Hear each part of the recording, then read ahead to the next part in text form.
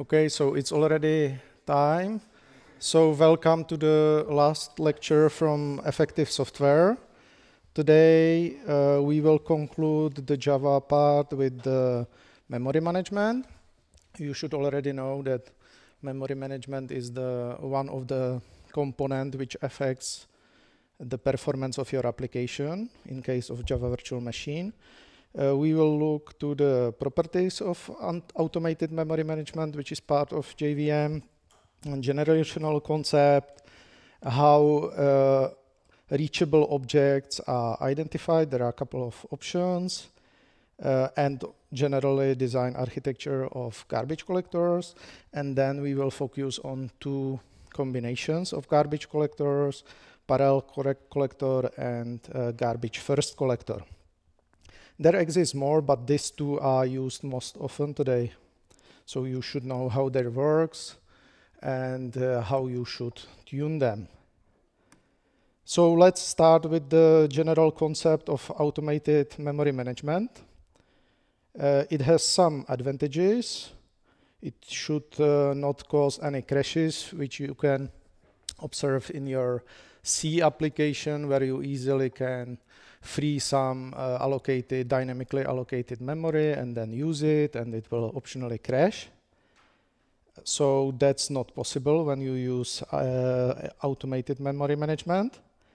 And there should be no memory leaks.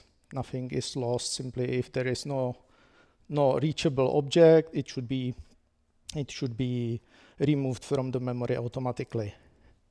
You probably already know garbage collector component. That's the major component which is responsible for discovering unreachable object. Unreachable, not transitively reachable from roots. Roots are variables, local variables, stack operands in frames, static fields, or some special native references in Java native interface. And finally, after identification of unreachable object, the main goal of garbage collector is to reclaim garbage, unreachable objects. But the second component of memory management lies in application code directly. We already demonstrated several times allocation, how that works, how that affects the performance of your application. But also, as you will see today, there is used concept of read and write reference barriers, which are needed for some internal tasks to identify some critical parts of the memory. You will see that later. Generally, how allocation works is here. It tries to allocate memory. If there is no memory, it implies garbage collection cycle. So garbage collection cycle is implied by the fact that you cannot allocate new object dynamically. After collection, you try to allocate object again. If that is not possible as well, after full garbage collection cycle, then out of memory error is thrown. That's simply the general concept how allocation of object works. Now let's summarize some key characteristics or properties of memory management in general. All garbage collection approaches has to be safe. So that means that they should never remove garbage or remove space which is part of reachable objects. And finally, it has to be thread safe, because today all systems have multi-threaded environment already. Then, depending on the version of garbage collector, there are various approaches to the following characteristic: throughput, allocation performance, how fast objects are allocated, how memory fragmentation is avoided, whether it uses direct references, so the reference is already, at least some part of that reference is already pointed to the memory, or it is indirect handle, like we already talked about handles from the operating perspective, that you receive some kind of ID, and that ID is used to identify some internal kernel structures. That could work similarly here in some implementations. Then, depending on the approach how garbage is identified, there could be read and write barriers. I will talk about that later. And also some reorganization of the memory can cause reordering of the data and break data locality, cause fault sharing from the cache perspective, etc. Ideally, memory management system should be complete and prompted. It means that complete, that it should eventually, within one run, collect all garbage. But you will see that the most used garbage collectors I will present today, they are not fully complete. There are always focus on some memory areas and keep some garbage proactively. Another key property is pause time, because at least some parts of the garbage collector approach is stop the world. So it means that your application is paused at that moment. So in fact, it is using global save point. I've already presented, and that pause time should be as minimum as possible. There is also some memory overhead for the internal structures. You will see that later. And ideally, it should be scalable and portable. So it means that if you have available more computational power, it should utilize it, and it should also work with very large heaps today, up to terabytes of heap size. Now let's introduce a concept of generations. There are two main generational hypotheses: weak hypothesis and strong. Weak is just simple, saying that majority of objects die young. Young means the time since they are created up to the moment when they become unreachable. And there, with this hypothesis, there exist just few references from older objects to younger objects. Here is some illustration diagram showing dependency of the number of reachable objects based on their lifetime. Lifetime is measured from the time they are created up to the moment when they are unreachable, and it's something like a histogram, it's number, so you see that the majority of objects typically lives for the very short time, and then the amount of object is decreasing. There exists the strong generational hypothesis, which simply generalizes that from the 2 generations to infinite number of generations or to some continuous space, saying younger objects dies earlier than older, so in fact it should be something like that, and should not consider just some strict generation there. Historically, objects in Java virtual machines are segregated into 2 generations, young and old. For young, there are kept small objects, and young generation is managed frequently by some fast minor garbage collection. So minor garbage collection takes care about young generation only. And there is strong need to have it very quick and run within few milliseconds only, or up to second or so. All generation, on the other hand, contains large object, and there is running a rare and usually slow full garbage collection called a major garbage collection or a full garbage collection. Objects can be promoted from young to old generation during minor garbage collection. You will see that later. One of the most important part of the garbage collection, where the time is consumed during its runtime, is the identification of reachable objects. Those reachable objects has to be transitively identified from the set of root references. These clouds here, these green clouds, are root references. Circles represents objects. And there exist at least two main methods, but there is more for sure. This first method is reference counting. So simply every object has a counter which relates to the number of incoming references. So for example, here, there are two incoming references to this object. 1, 1, and so on. So theoretically, anytime when you assign a value to a reference in your code, in your application code, this counter is updated. Either it's increased or decreased. That modification requires atomic operations because it has to be thread safe. So it slows down the runtime of your application code. On the other hand, it's very effective because anytime you decrease the number of incoming references to 0, it means that object is unreachable and can be immediately collected from the memory. On the other hand, it has some drawbacks. One of the drawbacks is it doesn't support cyclic references. What is it? This dash area in the right corner. You can see that there are still one reference, but there is no reference from the root at all. So it has to be managed some special way to find that the whole cycle is unreachable.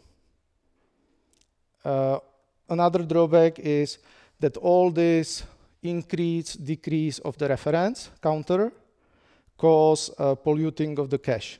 Because anytime you would like to write value, you need exclusive access to that appropriate cache line. So that's the synchronization across multiple caches at various levels. Another option which is used within the approaches I will be presented today, it's a reference tracing. It means that you can simply use a depth first or breadth first algorithm to traverse all reachable nodes, where you start in the roots and then go through all objects. Usually it's using marks, so it's called a marking phase. Anytime you visit an object which is reachable, set the mark and continue. The problem of this approach is that the time just to traverse all objects is dominating the whole garbage collection stop the vault time, because it's almost a random access to the whole memory. Everything is object, there is billions of objects usually, and you have to traverse all of them. So how root references are identified is described here. One set is standard set of static variables. Those are common, easy. Then local variables and the parameters in the frame. How those are identified, that something is a reference and should be used as a root reference set. It is using these OOP maps. We saw OOP maps as a result of a compilation from Java code to bytecode, because during that moment, and compilation from the bytecode to the native code as well, during that moment, compiler knows what is really reference. So one such example of OOP map is right here, saying RSI register contains OOP pointer, stack offset 48 in this frame, OOP, and so on. And such OOP map exists for every possible save point position. And you should already know from some earlier lecture that global save point or save point is automatically checked at the end of every method. And also if there are some cycles at the end of the return cycle. So at that moment, there is always said what is reference. For sure, references inside other objects, those are easy. I've described how objects are stored in the heap, and references are always at the end of that area. So depending on the class version, which is in the header of the object, you know how many references is there. So it simply you know how many references from the end of the object you have to traverse. I mentioned marking. So where the mark is stored, again, several options, just two common one. One is in the object header. The very first 8 bytes in the object header, mark word, contains this flag. One of the combination I've already introduced is used for the marking. The marking can be made faster, not using atomic operation for the modification. We can use standard writes, which can potentially cause partial retraversal of something which was already traversed by different thread. But it doesn't matter. The speed up of using standard writes is so beneficial, which is much bigger than the drawback caused by the atomic operations, which could be used there as well. Another options for mark flags, instead of modifying randomly mark words of every object through the memory, which is random write through the whole memory, is using some kind of side bitmaps, where every bit stands for 64-bit of the memory. Why 64-bit? Because every object is aligned to the 8-byte address, so you can easily, instead of setting flag inside the memory, set the bits in this side bitmap. It improves cache operations, but on the other hand requires atomics to be used. So just to illustrate how the identification of reachable objects works and the reference tracing, here we have a set of root references on the left side.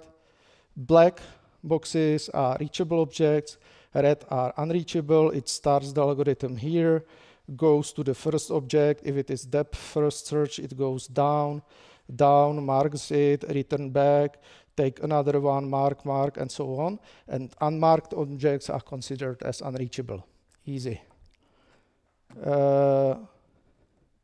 Buffers will be very similar, just in different order. So beside of the method how reachable objects are identified, there are various approaches for the garbage collector itself. It could be either serial or parallel, described here. Serial means single-threaded, parallel multi-threaded.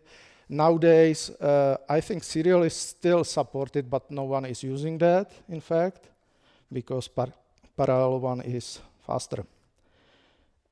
Another major difference could be concurrency. Whether a garbage collection internal processes runs concurrently to the runtime of your application or not. In this case, it's fully stop the world. The red arrows belonging to the garbage collection operation are disjunctive with the green, which is run of your application, and time goes from the top to down. In the garbage first approach we will be presenting, there is some kind of parallelization. At some moment, some background activity can run parallel to your application. That's another aspect of various garbage collection architectures. And finally, it depends how the memory is cleaned up. It could be either compacting or sliding. What it means, if you have reachable objects split, somehow stored through the whole memory, after the garbage collection cycle, they are all compacted to the beginning of that area, and the empty space is concatenated at the end. That has some benefit, because if you have no fragmentation after garbage collection run, then you can more quickly allocate new objects. You can use that bump the pointer technique I was presenting already last time. Non-compacting, that's harder. You cannot easily find where that object should be placed. That's, by the way, something which is done in heap manager in C language by default, in standard heap manager. It's looking for the empty spaces and try to find the best suitable empty space for the newly requested memory, and that takes time. Or copying. Compacting is using one piece of memory.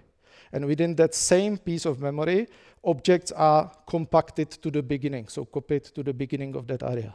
In copying approach means I have completely different destination, and anytime I identify reachable objects, I just copy it to the empty space. That's easier, because you are just reading one of the piece of memory and writing to the different piece of memory, and within that writing, you can easily use bump the pointer technique. So to summarize that, in Java Virtual Machine, you can use various combination of garbage collectors. This dash line in the middle divides young approach and old approach. Within old is not just the old generation, but usually the full generation, full garbage collection. So the old generation approach manages the whole memory, not just the old one. It could be serial, not used today, but if you want, you can use that by that parameter. What is most commonly used today, that is the default one, which is G1, garbage first. It lies in between because it has no distinct division between young and old generation, as you will see. That's the default one in the recent Java, or you can explicitly use that using this option. There is also existing in the release version in very recent Java Virtual Machine ZGC, garbage collection approach. That's interesting one. It's not supporting generation at all, but for some cases, it could be even more beneficial than G1 and support much more concurrency inside. But it is not default yet. So there is expected that for some future Java Virtual Machine releases, there will be some improvements, and optionally, it could be made default instead of G1. Up to some version, parallel garbage collector was as a default. It is still beneficial today if you don't require very small pause times. It's more efficient. You can use smaller heap sizes than for G1, because G1, if the garbage collector is running concurrently to your application, it means that you have to start processes of the garbage collection very early. You cannot wait until it's completely full, otherwise it will be not working, because usually you will block on allocation of new object. That's not the case for the parallel garbage collector. It is started right at the moment when there is no more space, and it could be more efficient. So there is parallel 7H for young generation, usually connected with parallel, which is more compact for old generation. You will see details on the next slides. So let's start with the parallel collector. This is the layout of the heap space used for the parallel collector. This is the address space from low addresses on the left side up to high addresses on the right side from the perspective of the virtual address space, not the physical address space, because there is a pagination in almost every CPU architecture, which maps the virtual address to the real physical address. And the organization is as described here. Old generation starts from the beginning, from the left addresses. It is with some limit. Then there is empty space in virtual addresses, which is not mapped by pagination to any physical memory, which is used for future expansion or later again shrinking of the used memory easily without need of changing anything inside young generation. And for young generation, it goes from the other direction, from very high addresses towards lower. And again, free space, which is unmapped, unused, is on the left side of the young generation. This boundary is always on the power of 2 position, which simplifies identification of where the object lives. If we reach to some object, then we need to know, is it a young generation or old generation? Simply logical all AND operation and then test whether it's set or not can be used to check whether it's young generation object or old generation object. That's key here. That's the reason why it's scaling from the ends towards the middle.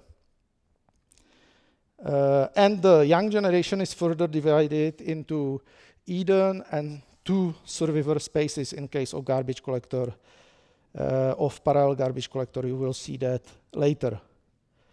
You can tune several option properties, the total heap size, the maximum here, or by XMX parameter, you probably know that, or there is some default depending on the platform, whether it's Windows, Linux, Mac system, whatever. Every have different default capacity, so it's suggested to set the maximum. That maximum directly implies whether we are using standard references or compressed references. I've mentioned that several times, so it's very important to consider whether you need more than 32 gigabyte heap size. If you are using less, you are saving a lot of memory because all references have just 4 bytes instead of 8. And everything is a reference, so it's consuming a lot of memory. So that's very crucial. You can also set initial heap size, because by default it starts with something smaller, and during garbage collection cycle, these areas are usually expanded dynamically.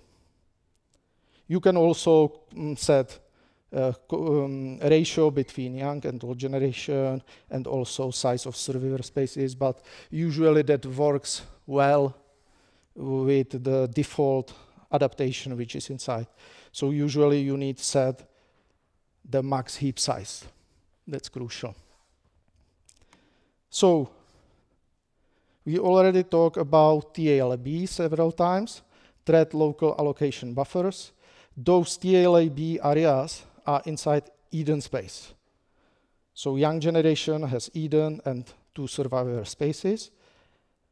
And there is some TLAB here, which is exclusively assigned to particular thread.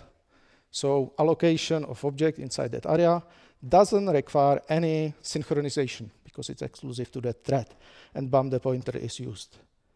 If there is no more space in that TLAB buffer for the new object, thread requests from the let's say kernel of the virtual machine another TLAB buffer, or if the object is bigger than TLAB, so you are typically allocating a native array, and that array is bigger than TLAB, even it's completely empty. That object is then created directly inside Eden space, outside TLAB. You can use Java Mission Control with its internal telemetry to see such allocations, so we already talked about that as well. Technically, it can happen that your array will be even much bigger than the whole size of the Eden. And in such case, it is possible to allocate object directly in the old generation because it's bigger than the full Eden. So it has no sense to call minor garbage collection at all. Then minor garbage collection triggered if there is no more space in the Eden. I've already talked about that. What I haven't talked is that there are 2 survivor spaces. One of them is called from, another one is called to, and they are swapped. After every garbage collection, they are swapped. So the one which was called to is in the next cycle from, and so on. Why? That's the copying approach of the garbage collection. Surviving objects are always copied inside 2 survivor space. It goes from Eden into 2, and surviving from survivor space in that garbage collection goes into 2 as well. It can happen that there is no more space. In such case, objects are promoted into old generation. So ideally, there should be space. So at the end of my minor garbage collection, it's described here, it results into clean Eden, completely clean previously from survivor space. And that's it. So we have two clean areas which can use bump the pointer technique to allocate new objects. Yeah, it's described here on this line. So minor garbage collection promotes always to survivor or to all generation. Never into next Eden or into from survivor space. On the other hand, full garbage collection manage the whole memory, not just the old generation, but also young generation. It's triggered in this case when there is no more space in the old generation for promotion or for allocation of very big object. And full garbage collection, as it's called as a full, manage the whole memory, young and old together.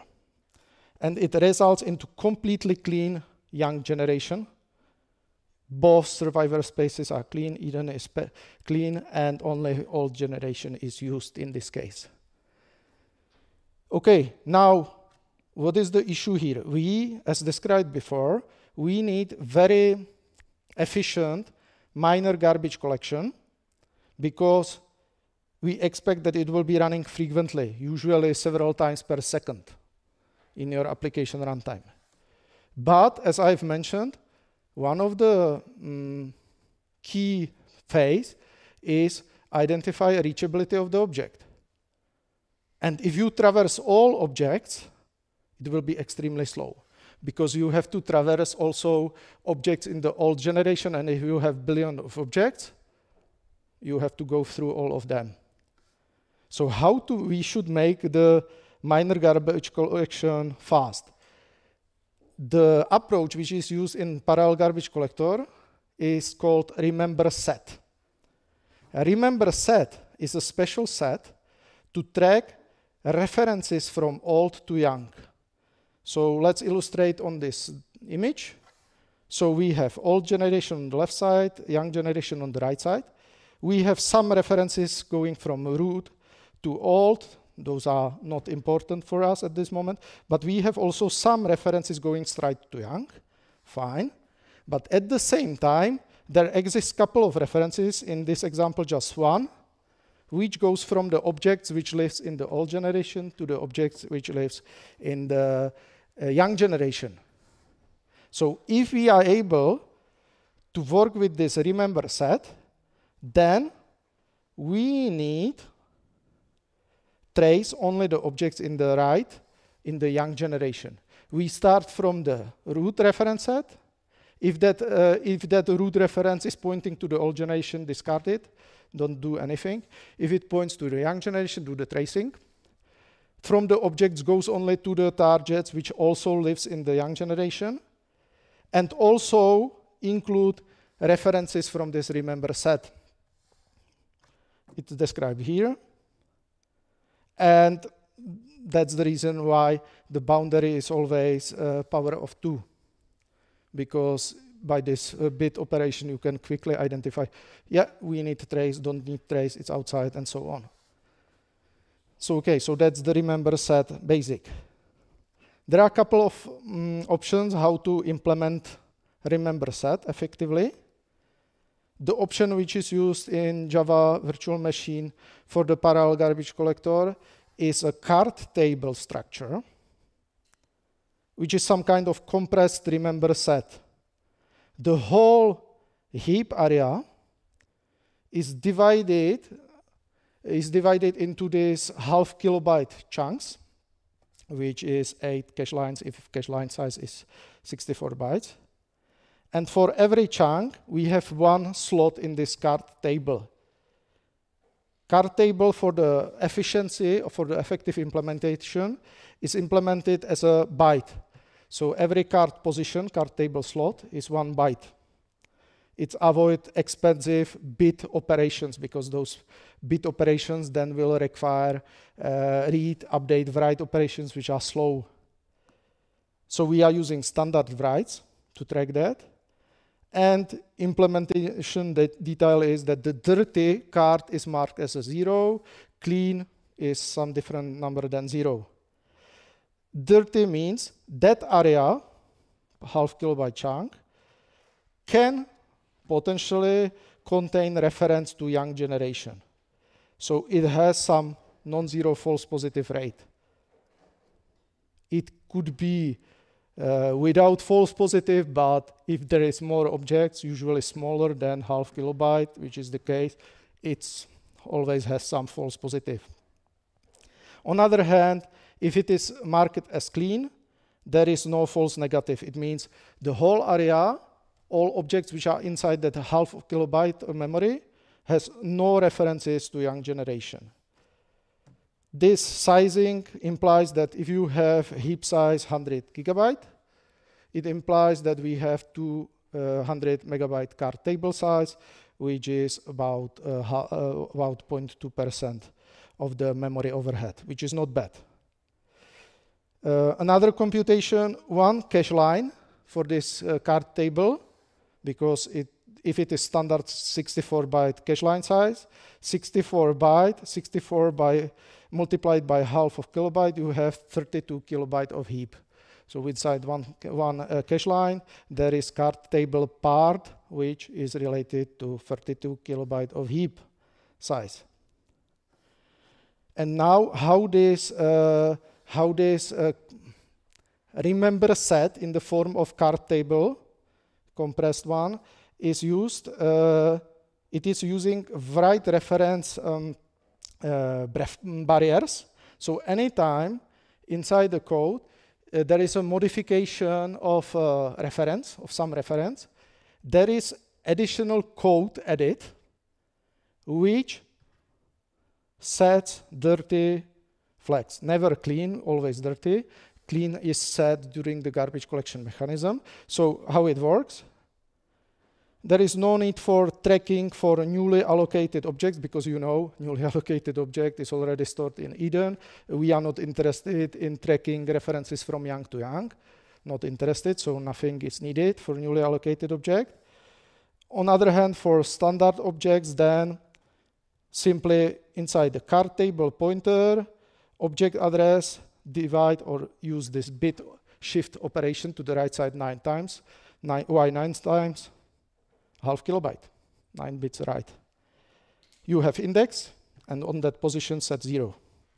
If we write a reference to young generation object into some different object.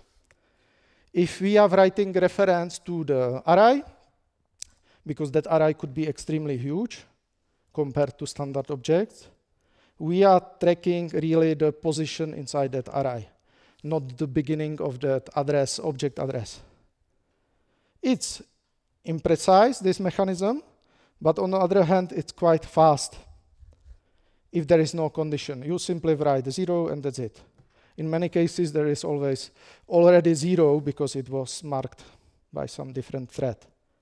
And we are tracking only references to young generation. So there is that bit operation test checking what is the target. If it is reference to old generation, nothing is set. So here are the details. We don't probably need to go through the details. Just maybe highlight one part of this. For the array, this is the standard layout of the object in a heap for the native array. Mark word used for tracing. Class reference with key internal structure describing the type of the object. Array length.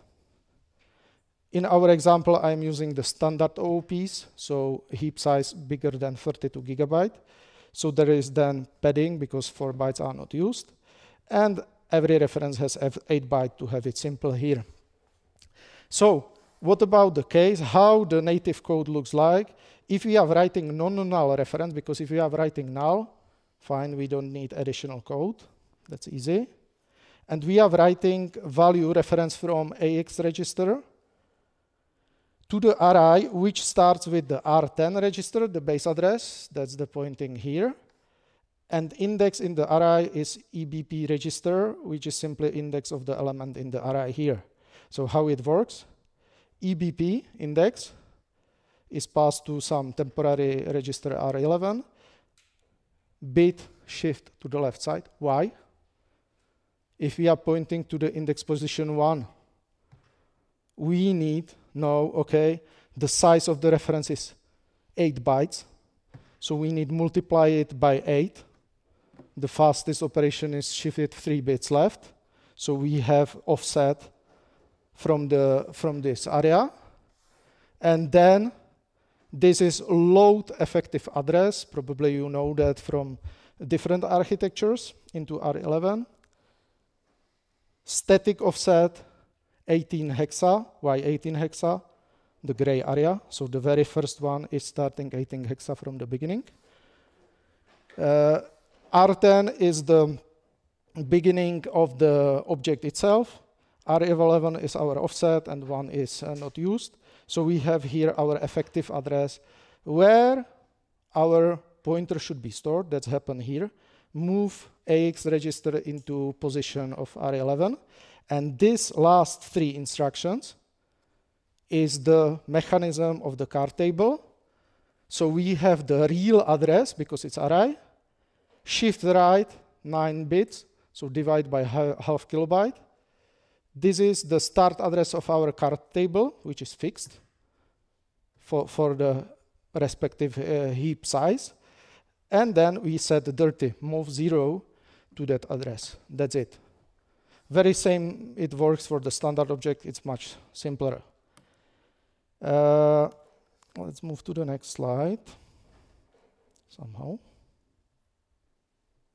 Okay.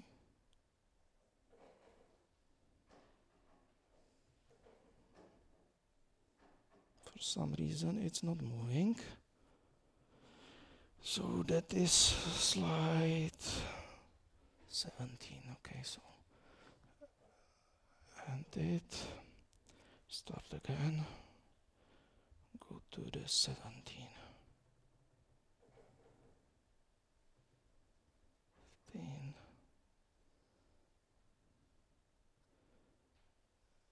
And 17. Yeah, that's the slide 17.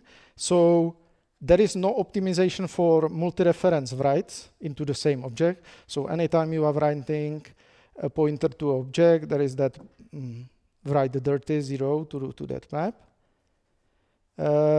Object themselves can overlap the boundary of half kilobyte chunk because the only restriction by default is that the start of the object is aligned to every 8-byte address. So in fact, if there is a multi-threaded application which writes references to objects which are collocated inside the same memory chunk, half kilobyte, or even inside that 32 kilobyte, which relates to the whole card table representation inside one single cache line memory position, there is implied false sharing, right, in that case. So that could be slow because anytime you are writing value into some memory position, then that cache line has to be exclusively owned by your local L1 data cache. And that could slow down because it means exclusive. There is that massive architecture of the cache coherence protocol, and that E in the massive stands for the exclusive ownership of that memory. It means no one else can do modification for that particular address. To avoid that problem, because it could slow down because of the false sharing, it can slow down the execution of the code. To address that problem, it could be enabled by this flag, conditional card table updates, which simply modify that code in the pseudocode version.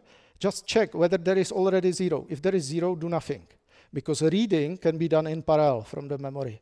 But writing requires exclusive ownership.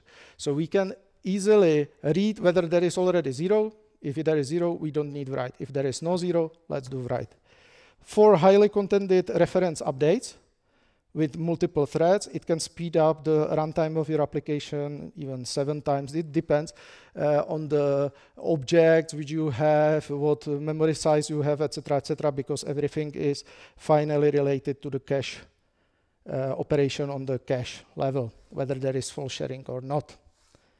So let's look to the details of the parallel garbage collector. Here you have some introduction. I've already mentioned that it is stop default, so it requires global save point. I've already mentioned its copying. Relocation, this one's already mentioned as well. What was not mentioned is how it works internally. Internally, it is because you would like to have it parallel, multiple threads doing some effective work. So there is a task queue which is initially prepared. That task queue initially contains stripes of that card tables, so just pieces of that card tables. The minimum is at least 1 cache line size, but usually it's bigger than 1 cache line size, several ones, which are ahead of each, to track references from old to young generation. Also, special handles from the Java native interface are added into this queue. Then frames from stacks from all threads are added, and static references. So you have set of tasks in this task queue, and parallel threads takes values from this task queue and does processing. So let's start with those stripes of the cards for searching of references from old to young first. It is not enough to have just card table, because as I mentioned, objects could go across the boundary, and also if you have just, okay, this card slot is marked as a dirty, fine. It means there could be false positive, as I mentioned. It means there could be a reference in the area, in the respective memory area, there could be reference from old to young. Okay, but where? The only thing we know, it's aligned to 8-byte address. Yeah, but we don't know where the object starts, what kind of object it is, etc. So first we need to identify the beginning of the object, and that's done using a crossing map. It's another 1 byte for the same area, where that value represents something. I will talk about that later. So it's another overhead, 0.2% of the heap size. Inside that 1 byte, there is an offset of the start of the object, of the last object in that respective memory. So because we are working with this dirty, so if we look to this respective position in the crossing map, there is 25 number. What it means, it's in Q words. Q words is 8-byte size. So it means at the offset 400 bytes from the beginning, there is start of the very last object. Okay, but we are saying there could be reference anywhere in this memory area. So the last position of the object here is useless because we cannot easily traverse backwards, right? So what we are doing, we are looking to the previous index. There we see a negative number. Oh, what that negative number mean? Because offset cannot be negative. Technically it could be, but in this definition it means if it is negative, it means that those index position you need to go back. There is some big object which is shown here, starting from here up to our region we are interested in. There is some big object. What is that big object? For sure, because it goes through various half kilobyte slots, it is native array. So -2, we go here, 51, okay. That means a 408 offset from the beginning, right here, is the start of the object. Reading the header, we know what is that object about. Found, yeah, that's native array of this type. Is it reference array? Are those pointers to another object? If yes, okay, then we know somewhere in this area there is a reference. Okay, so if it is references to another object, we need to scan this end of that array for the references from old to young. So read the now we know exactly what in the memory is the reference. We can easily check, is it pointer to the old or young generation? If it is too young, let's do traversal. If it is too old, ignore. And then we can easily continue with the further objects because we know this garbage collection is a sliding one, compacting. So always the next starting address is given by the fact that the previous object was ended. So it's truncated to the next, aligned to the next 8-byte address. There is another object. We know what the type, we know, has it some references? Yes. Here we have another object, maybe some no references.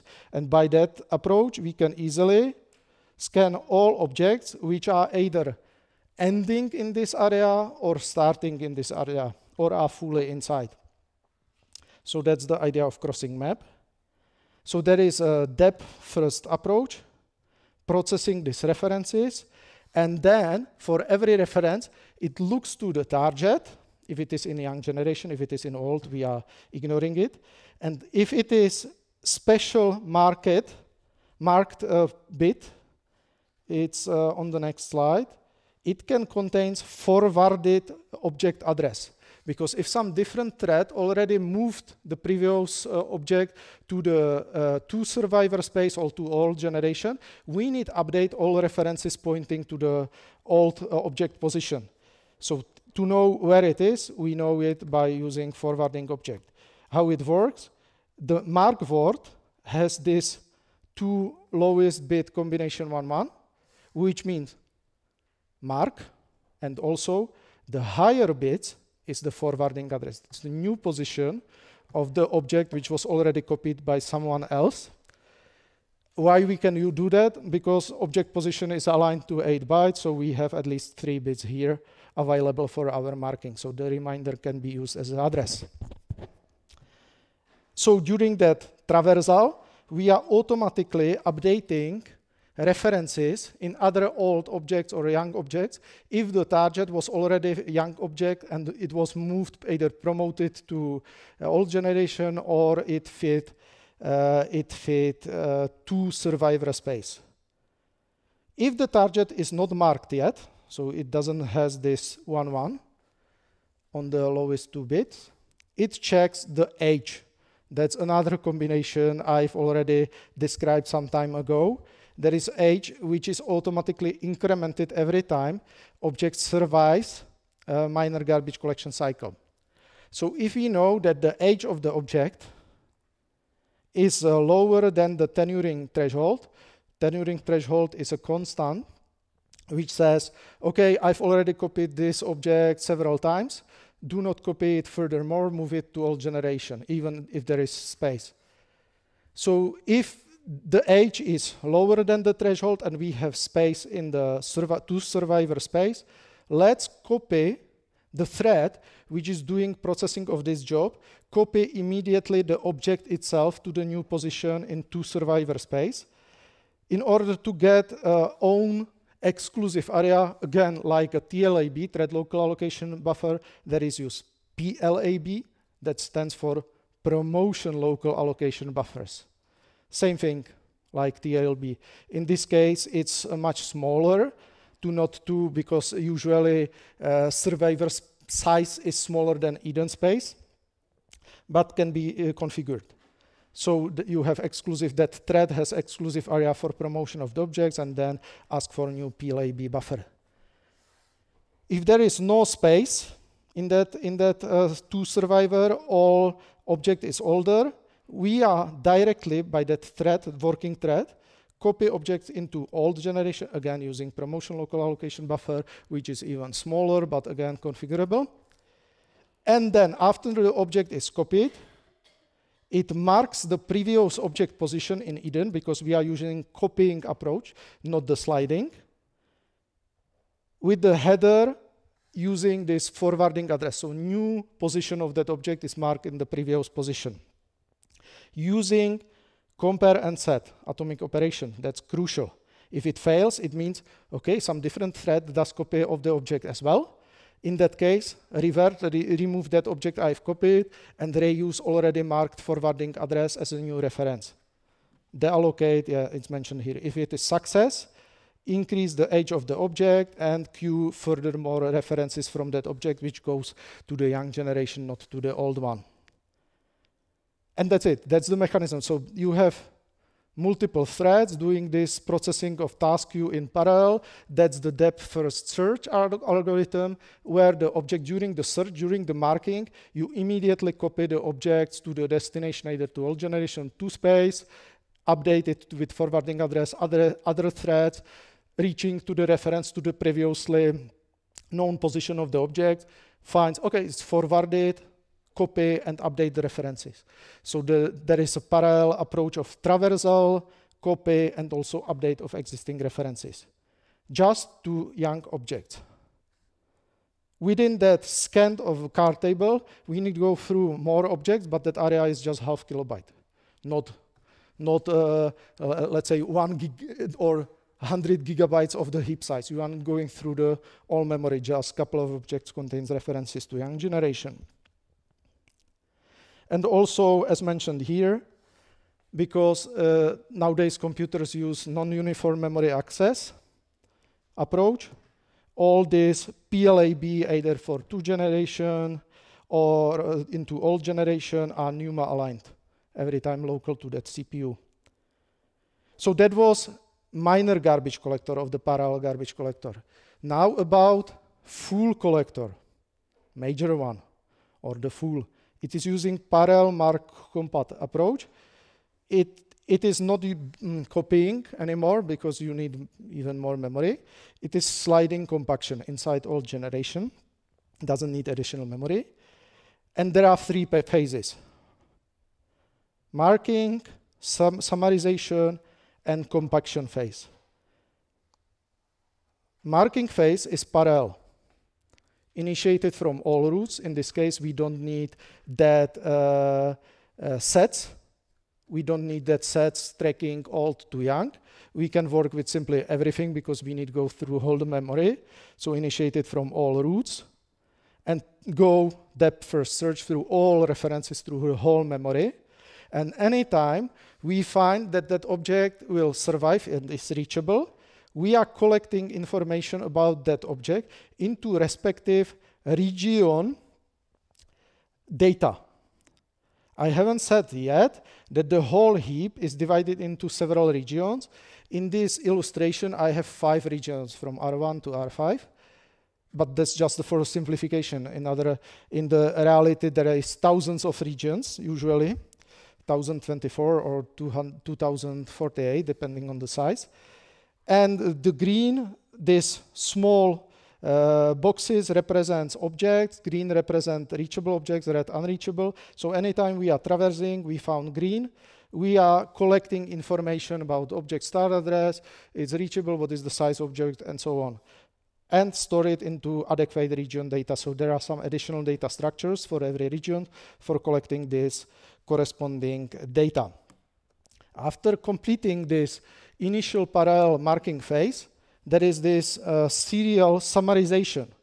Serial means just single thread is doing that. And what is done? It identifies density of each of those regions and find from the left side where it has sense to do compaction based on the thing which is called a dense prefix, like here.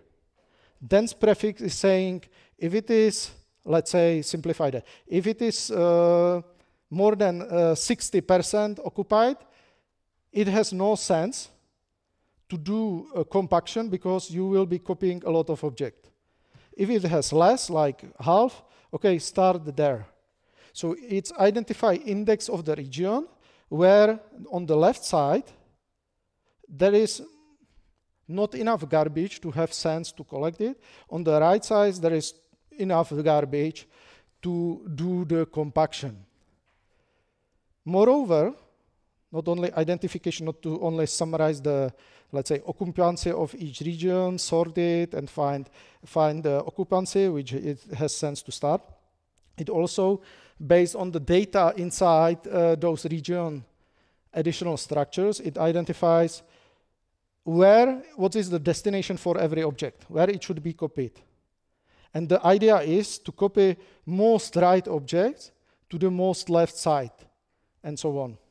And ideally, if you found that something can remain on the original location, let's keep it there.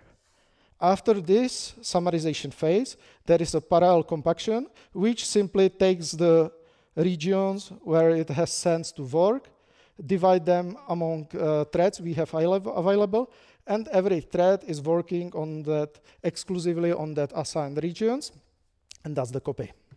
Update the references and so on. No synchronization is needed because it's exclusively divided. It also updates the root references and so on.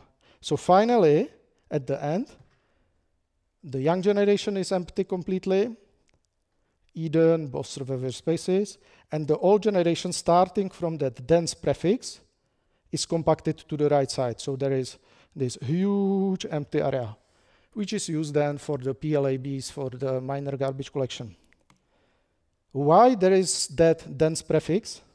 That's related to our strong generational hypothesis, saying younger objects dies earlier than older.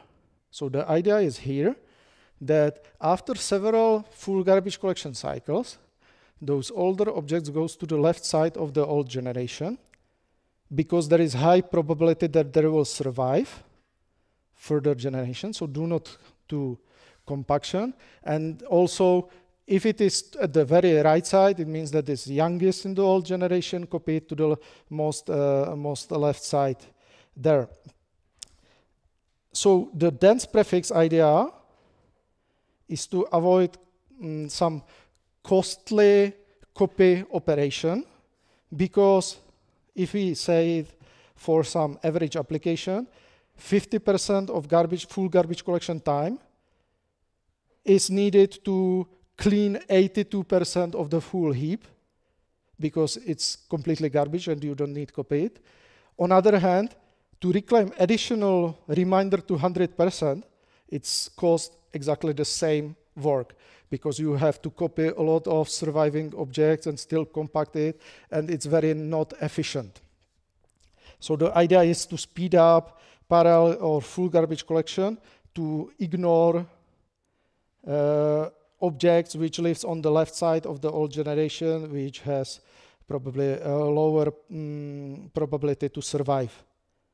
And also that dense prefix is internally adaptively updated, considering used total heap size compared to the surviving space, and also affecting pause time of the full garbage collection. And I've already mentioned this one. Parallel garbage collector contains this adaptive resizing mechanism, which is on by default. It has several goals which it tries to fulfill in this priority, going from the highest priority at the top to the lowest at the bottom. Try to fulfill goal for the maximum pause time, stop the vault. That goal can be defined here. By default, it's undefined. So this one is by default ignored. So if you are interested to have it more efficient, let's set this attribute of the Java virtual machine to the milliseconds, because if that goal is not met, the most frequent is minor garbage collection for young generation. So if it is not met, it means, oh, my young generation is too big. So if it is not met, it's shrinking young generation and increasing old generation. The second goal, if the first one is fulfilled, is throughput goal. By default, there is this GC time ratio set to 99, which is in fact percentage of time of the runtime of your application versus time consumed by the garbage collection, because it stopped the vault. So if there is imbalance and the garbage collection starts dominating, it means we need more memory, increasing young and old generation. Young generation can be increased anytime after minor garbage collection. The old generation is increased after the full garbage collection. If this goal is met, the last one is minimum footprint. It tries to release memory which is no longer needed, so simply shrinking the heap size. There is many additional parameters which you can configure, but those are usually not used. The maximum post time is usually the most effective one. So if you have some application where you are not too much sensitive on the response time, like application web server or some service, but on the other hand, you need a lot of memory and does some heavy computation work, some AI algorithm with a lot of data structure or whatever, some big search or whatever, parallel garbage collector is better. It's more efficient.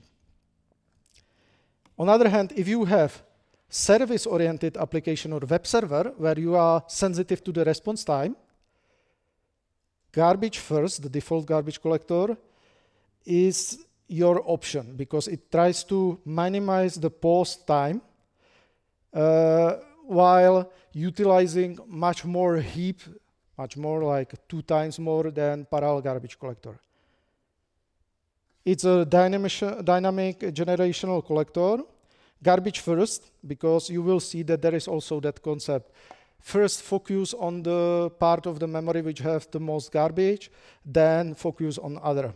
So there is some kind of prioritization inside. It's a concurrent one, I've already mentioned that. It works with the regions. By default, it tries to have a region size the way that the number of region is close to this 2 kilobyte number of region, to 2048 regions. There is no explicit separation between generation. Those regions, like on this image, regions are those small boxes, are dynamically mapped to their function depending on their utilization. So there could be old, blue one, there could be survivor, the yellow one, or green as a Eden.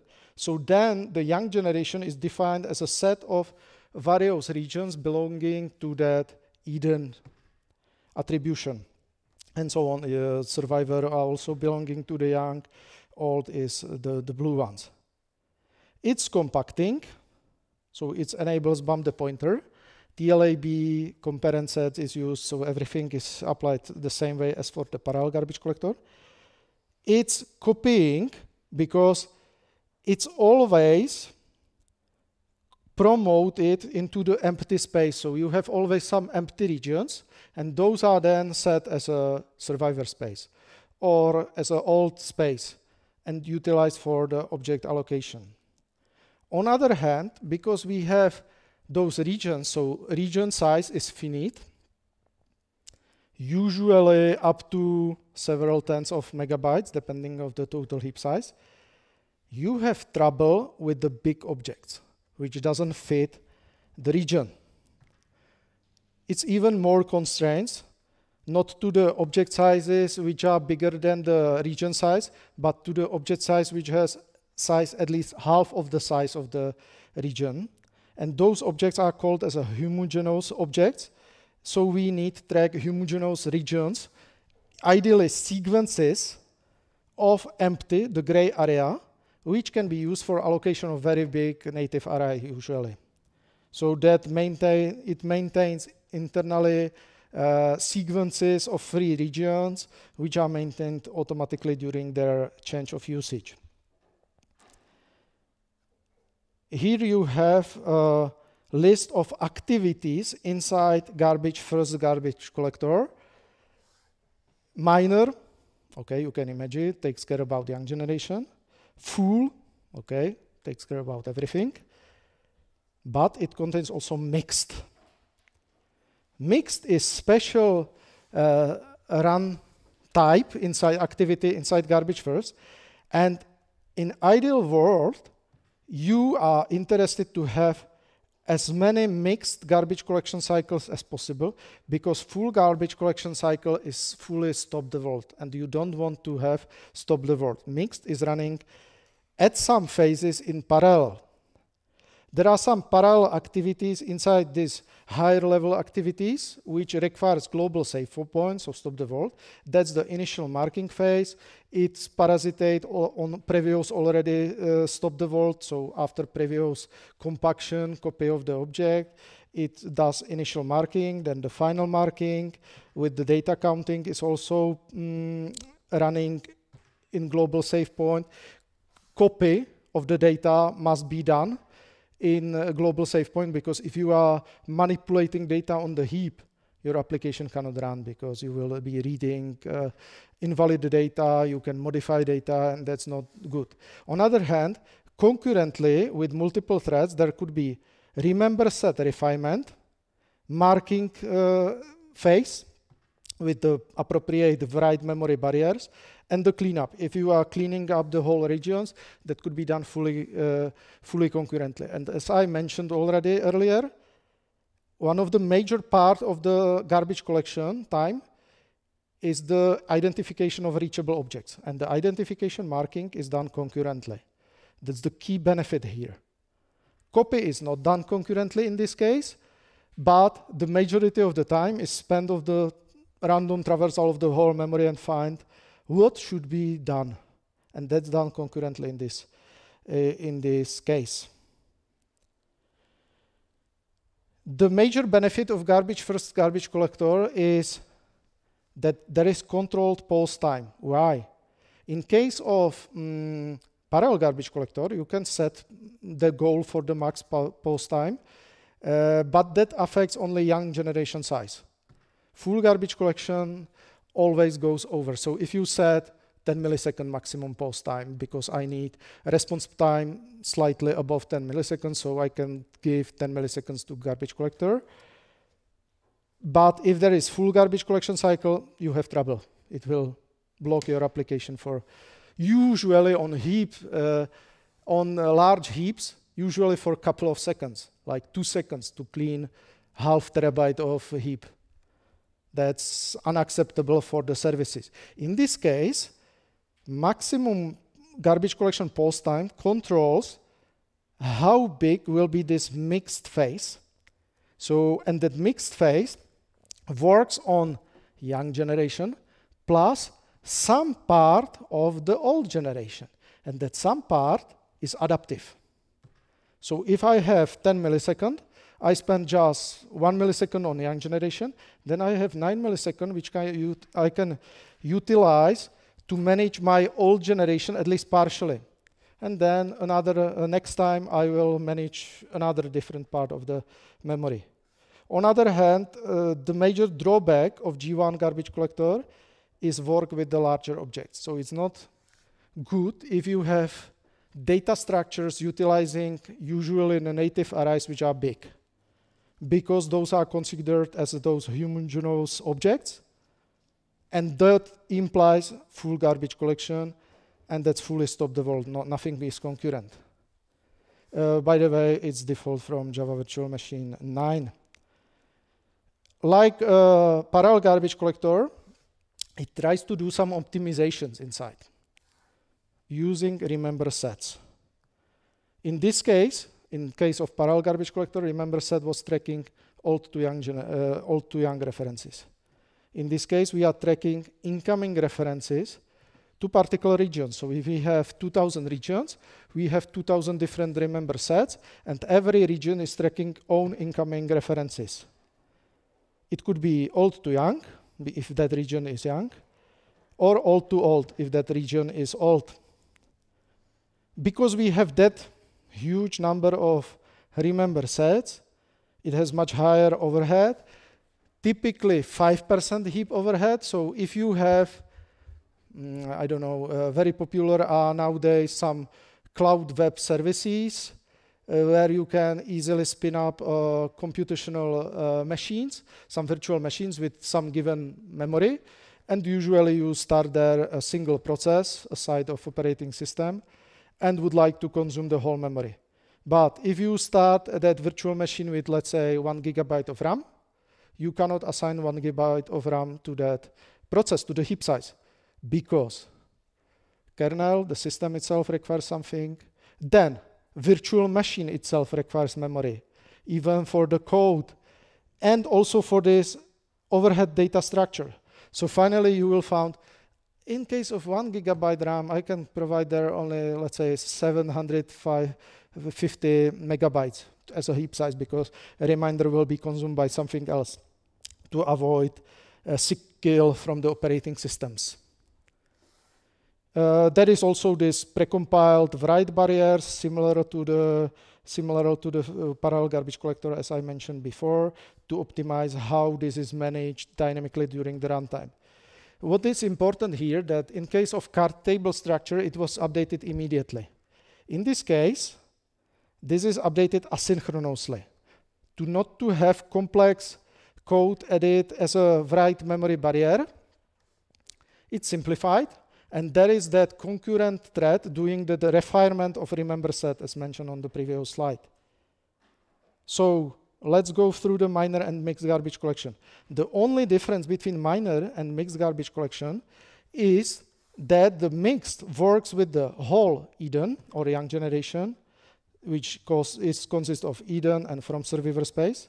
That's the pure minor garbage collection, but also include collection set C set, which stands for candidate old generation set. So simply identification of regions, which should be done inside this garbage collection cycle. Reachable objects for every region is identified from roots and particular remember set for that region. Reachable objects are copied from Eden and survivor space into new survivor space, like in this example. These surviving objects from these regions, young generation regions, then go into empty area, and this is the result. Or promoted to the old generation, simply copy to the region which is currently assigned to the old generation. Again, there is some aging threshold inside, similarly to the parallel garbage collector. Marking phase, which is the phase which is running concurrently to your application runtime, is triggered by heap occupancy percentage. By default, it means if your heap size is occupied by 45%, initiate that marking phase, so less than half. In case of parallel garbage collector, the whole full garbage collection is triggered if you run out of memory. Trigger, clean everything, and continue. In this case, if you occupy slightly less than half of the memory, initiate the parallel marking phase, because during that marking phase, you are utilizing just limited number of threads to traverse all objects, identify reachable objects, and during that time, your application is still running and need to allocate new objects. So you need to keep that space for the new objects, otherwise it will block everything. And as already mentioned, it consists of several phases. Initial mark is utilizing global save point to do a snapshot at the beginning, which is simply a name for scanning the roots. Scan the roots in the form of the frames in the stacks to local variables and the operands. Then the marking phase and statistics is done concurrently. Number of threads can be controlled. That marking phase is typically interrupted by minor garbage collector because the number of regions assigned to young generation is limited. And if we are running out of space in young generation as well, we just pause this marking, does the copy, but it doesn't matter. It will continue after that minor garbage collection. Minor means works just with young, without any mixed, without any old generation regions. There is, in that case, when that parallel marking is running and your application can modify the references, which is typically the case, there is this pre-write barrier, which tracks the modification. What was there before? We already removed this reference, added this reference, and so on. So that is collected during this parallel phase by standard threads of your application. And then finally, if that finish, there is a final mark phase, which is again stop the world, which takes what we counted in a concurrent way, plus these modifications, what happened in between when we were tracking those objects. So we have information, what is the utilization of every region. And then we can have ordered candidate set for the mixed garbage collection cycle. And that's how it works. It measures the time, the post time. If we have still some time, let's do the further region. If we are running out of the time, do not do further. Complete it and run again and continue your application. That's the idea here. On the other hand, full garbage collection is completely during the global save point, all phases. Simply stop it, and like a parallel garbage collector, do the full tracing of the objects, compact everything, clean it as much as possible. Moreover, it works with those large objects called as a homogeneous objects, objects larger than half size of the region size. That full garbage collection, which is the weakest point of the garbage one collector, can be triggered by several things. Concurrent mode failures. Old generation fill up before our concurrent marking phase is complete. That's the problem. So during that full garbage collection cycle, it's typically increase the current heap size, or you can increase as well as a user, increase the heap size if you have enough memory. Then it could be caused by promotion failure, a very similar case. Mixed garbage collection run off space for the promotion of the objects into old generation. Again, it needs trigger sooner the concurrent mode, because it is most efficient if that concurrent mode can finish before your memory is completely utilized. Otherwise, it's a waste. So you need move it from 45% trigger option to, let's say, 30%, 20%, and waste a lot of memory. Depends on your application profile. If you are allocating a lot of objects, you need trigger sooner. Again, it could be triggered by the minor collection have no more space for promotion. Very similar. Again, if that happens, you need increase heap size. This is the problematic part, homogeneous object allocation failure. It means there is no sequence of free region to allocate the object, because it is fragmented over the time, the free regions, and we have problem. In such case, full garbage collection need run, compact everything, and create large sequence of free regions at the end. And then, if we are able to allocate our new objects into that sequence, perfect, we can go there. So let's focus on these large objects, half size of region size. Typically, for the smaller heap size, region size is 1 megabyte.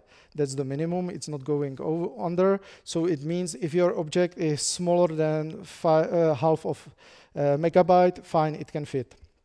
If you have array, that's the problem. Allocation of such object is slow, requires complete synchronization of all threads together.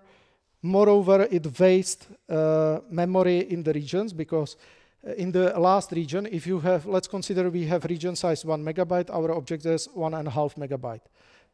2 regions are allocated, and half of the megabyte of the second region is wasted. That's the idea. There is always only single object in that region, nothing else. Reclamation of unreachable homogeneous objects, those big objects, happens during the cleanup phase of concurrent cycle. Fine, that's good improvement, because in the older history, it was done only during the full garbage collection. That was not efficient. Here, because if the object is unreachable, we can completely discard the whole regions back. And also during full collection, okay. There are a couple of debug options you can enable and study. See the adaptive policy, see what's happening inside. That's very useful. And also Java mission control, Java flight recorder in that JMC tool available in the development kit will provide you a lot of insight. And in your application, you have to ideally tune the size of the memory, triggering threshold, a number of regions, or the size of the region, the way that there is minimum full garbage collection cycles, because they are most inefficient thing.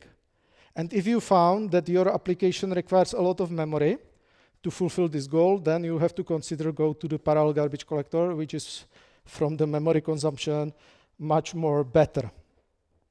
On other hand, this is just the subset of the options for tuning G1. There is much more. You need check documentation. You can configure whatever, remember set values, region size, whatever. A lot of attributes. As I mentioned, the most used ones are that triggering heap occupancy factor, also the number of concurrent threads, because you are dedicating them for the concurrent phase. Maximum pause time is also useful thing, and reservation of space also for the homogeneous objects is useful. And as mentioned before, so if you are thinking what should you use, it depends on the application profile. So if you need a response time, but on the other hand, it cannot be real-time system, as you can see, because even with G1, there is stop the world. And that's not possible in the real-time system. So it could be some service which guarantees millisecond, 10 millisecond response time. So you need count, okay, garbage collection can occur, and set that maximum pause time to lower value. And the reminder is for your application. And so it works better for G1 garbage collector if you are focused on this, because for the parallel garbage collector, it's unmanageable. Simply, full garbage collection cycle can take whatever is needed to complete the work. On the other hand, for G1, if it is tuned bad and you trigger full garbage collector, again, nothing like maximum garbage collector post time is affecting that. So if you trigger full garbage collector here, unpredictable. And that is very last slide, so thank you for your attention. There are already dates for the exam in the system. There is a condition that you need assessment, the započet from the practical part, so please make sure that you get it as soon as possible, then you can sign to particular exam date. And exam consists of the test for 1 hour for 30 points, and oral exam, which is optional, 10 points if you are close to the points needed for the next grade. If you are interested for better grade, let's go to the oral exam and you can easily get 5 points, up to 10 points. Usually 10 points is, if you know everything, you can get 10 points, but that's not usually happening. Okay, so thank you. That's all today.